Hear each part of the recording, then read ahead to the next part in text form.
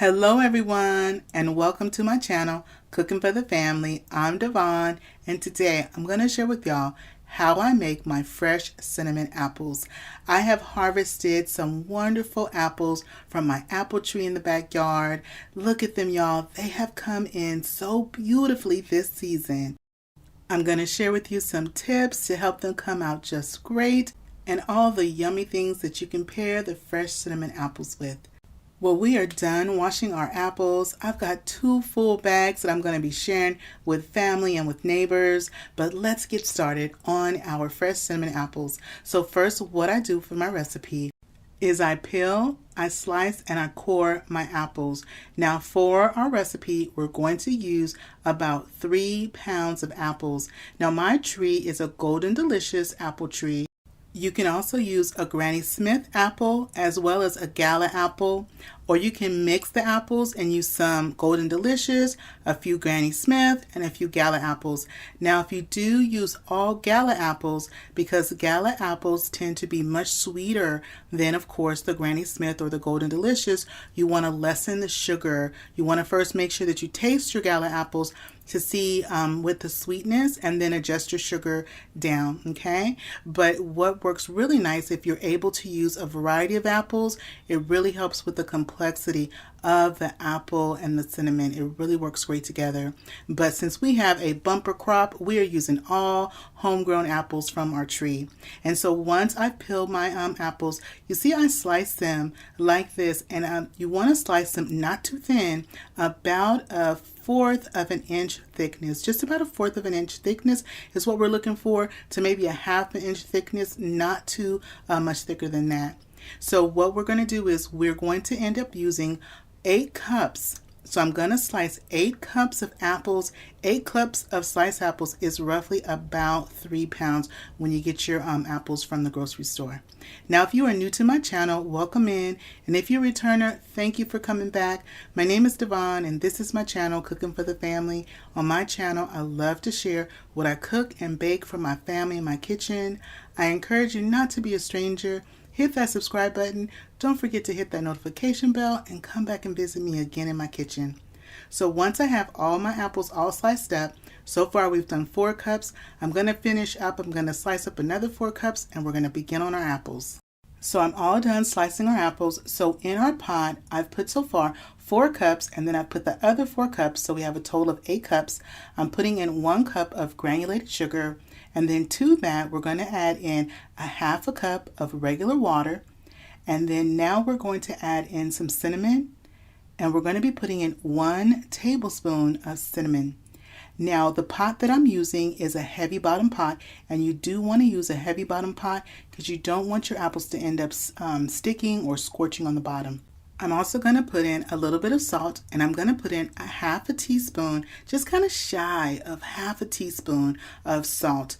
And that salt really helps to balance out the sweetness, because anytime that you are cooking or baking something, especially if you're baking something and you're using sugar, you always want to put a little bit of salt as well.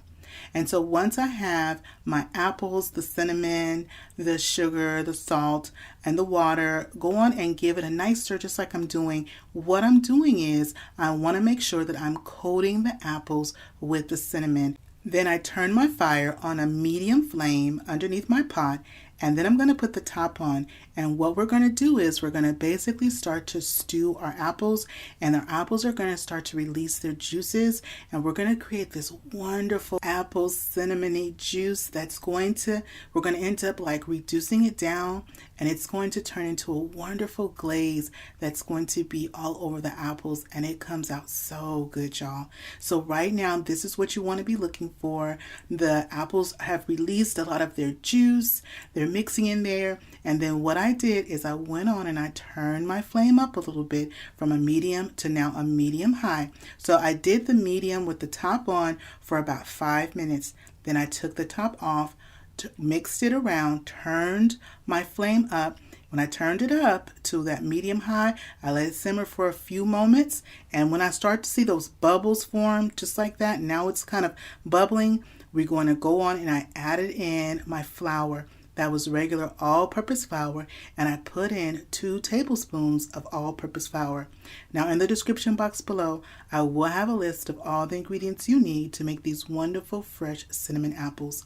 Now once I put in my 2 tablespoons of all-purpose flour, I mix everything around in my pot because I want to make sure that the all-purpose flour and my liquid start to mix around together, because that all-purpose flour is going to be, that's our thickening agent that is going to thicken our nice little slurry that we are making for our apples, and it's going to reduce down to a beautiful glaze. Now I'm going to let my apples continue to simmer for about 2 to 3 minutes more, no longer than that, so that way that extra 2 or 3 minutes while it's simmering helps to continue to thicken up our liquid. Something else is, it also helps to cook off that raw flour taste. Now when you are mixing your apples around, you want to be gentle with your apples so not to break them up too much. Now if you let your apples cook too long, you'll end up making applesauce, which is not a bad thing. Applesauce is great. You know, you can make applesauce, but we are making nice, wonderful cinnamon apples, and we want the apples to keep their structure.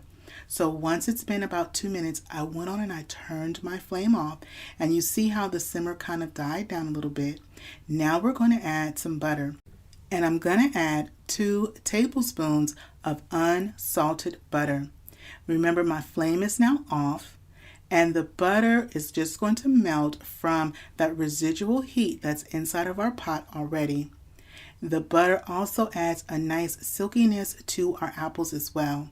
Now I'm putting in 2 tablespoons of butter, although I'm putting in it looks like 4 tablespoons. I just did thin slices, so please note this is 2 tablespoons of butter. Now once you put your butter in, go on and mix. You see our pot's still nice and hot. Go on and be very gentle, and we're going to let that butter just melt in there with the apples. Once our butter has started to melt with the apples, I'm going to let this sit for about 10 to 15 minutes, and during that time our apples will start to cool. As our apples cool, our juice on our apples will start to thicken, and we're going to have a nice beautiful glaze. And these cinnamon apples work great for the holiday season, for our wonderful Christmas ham that we'll have. It goes great on pound cake. We've put it on pound cake before. Well, I'm going to let our apples cool, and I'm going to service up some with some ice cream. Well, I have some vanilla ice cream, and I've topped them with our fresh cinnamon apples. I'm going to go on and give y'all a bite. We have that wonderful glaze that it has made as well. Go ahead and take your bite. Okay, I'm going to take my bite and see how we did today. You guys, these apples come out so good. In the description box below, I'll give you some tips on how I like to store my apples, and a couple of other great ways that you can use these wonderful fresh cinnamon apples. And comment down below and let me know how you would use these apples. Well, that is it for me today, y'all. I thank you for spending time with me today in my kitchen. If you haven't subscribed to my channel yet, I invite you to hit that subscribe button. It's free. If you like this video and appreciate the content, don't forget to show it some love.